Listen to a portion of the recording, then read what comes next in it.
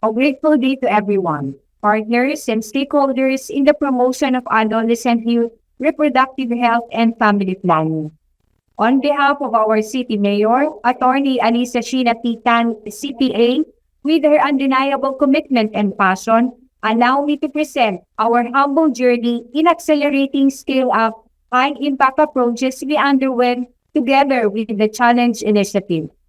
Commission on Population and Development, Department of Health, Department of Education, Department of Social Welfare and Development, National Youth Commission, the Challenge Initiative Global Institute and Philippines Hub, the Zurich Family Foundation, our fellow graduate cities, and members of the city leadership team.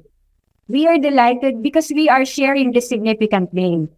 Allow me to take you back to the starting point of our journey. Adolescent at the center, championing for adolescent reproductive health. In 2020, we ranked first among the cities in Region 2 for adolescent pregnancy, with an adolescent birth rate of 47%, 10 percentage points above the national target. This was deeply alarming. Ironically, our modern contraceptive prevalence rate was 39%, surpassing the national average of 30%. This disparity between contraceptive access and adolescent pregnancy incidence revealed a disconnection. Beyond the numbers, we face systematic and cultural challenges. Our service delivery systems, though existing, were fragmented. Our health workers lack the necessary training in adolescent-friendly care. Many adolescents feel embarrassed or afraid to seek for help. Some facilities didn't offer privacy, and worse, judgment from adults kept many teens away. In addition, our data management practices for FT and AYSRH were inefficient. We did not have a system in place at that time, and data collection was difficult. Each office in the city conducted its programs, projects, and services on FT, not necessarily reflecting existing data. Overall, there was uncoordinated programming and policy response. At that time, as a young leader who had just become a mother myself, it hit me. Many young girls were navigating their reproductive health alone, misinformed and unsupported. At that tender age, these girls are supposed to be at school and enjoying their days with their friends, classmates, and families. But because of their premature pregnancy, they are instead preparing a different world, that of motherhood. Facing a battlefield without any armor, adding to the hardship, caring for the unborn child is an additional hardship, not only for the young girls, but also to her parents, her community, including the local government. I took this as a challenge. I want to create a better and safer spaces for these young girls and boys, an adolescent and youth-friendly sanctuary city. As elected officials, we all have our part, and as I reflect on the African proverb, it takes a village to raise a child. We can be of help to these young girls who were once derailed and have chosen a winding path. I found the right partner in the Challenge Initiative, TCI, through the Zurich Family Foundation. With their help, we brought together a city leadership team, not just health officers, but also education, youth development, planning offices, peacekeepers, and community leaders, with the youth at the center of it all.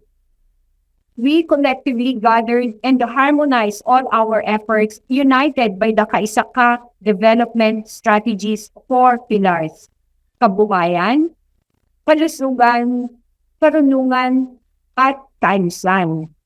With the guidance of the Challenge Initiative and the Zurich Family Foundation, we began a deeper transformation process, not just in programs, but in leadership itself. We use the RACE tool, reflection and action, to improve self-reliance and effectiveness, to reflect on and strengthen our system and identify the root and systematic causes of adolescent pregnancy.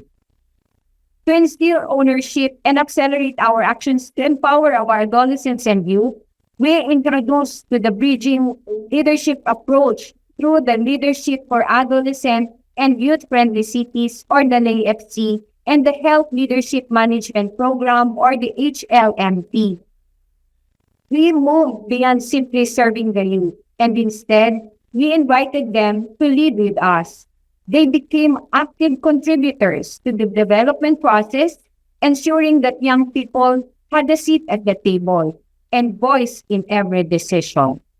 One policy this partnership institutionalized was the Information Service Delivery Network, as approved in Ordinance Number 11-PHCC-089 in July 2023, which ensured sustained, coordinated, and youth-friendly delivery health and development services across Santiago City.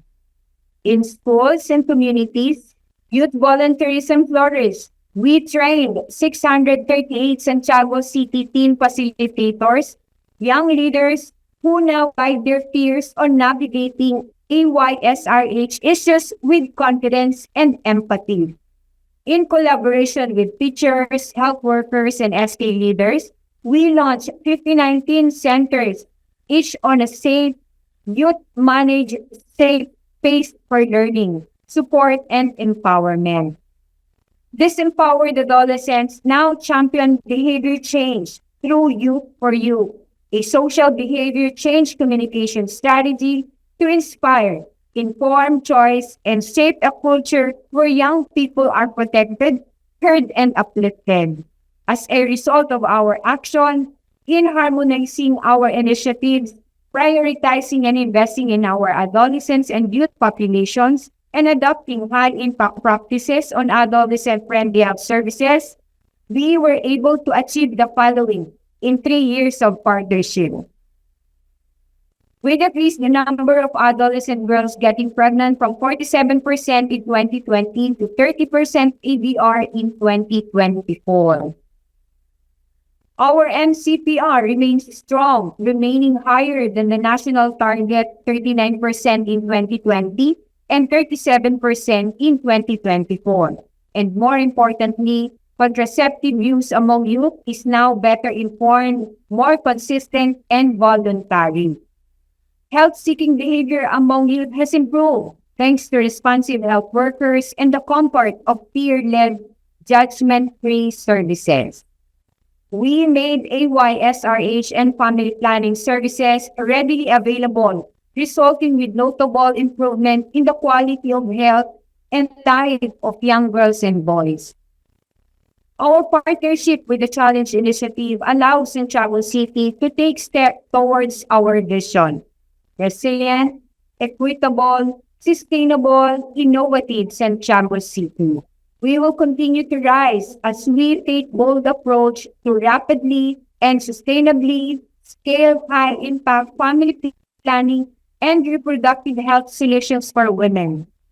We are grateful for this partnership, and we assure you, we will continue to work with you together. Kaisahan namin kayo, Commission on Population and Development, Department of Health, the Challenge Initiative, Swedish Family Foundation, at sa lahat ng kampiyon na nakikiisa sa laban ng bawat kabataan para sa kanilang kalusugan at pag-unlad. We will continue to mentor and coach leaders and our youth to advocate for better health-seeking behavior. Maraming salamat po. Serbisyong tapat, serbisyong kamsat.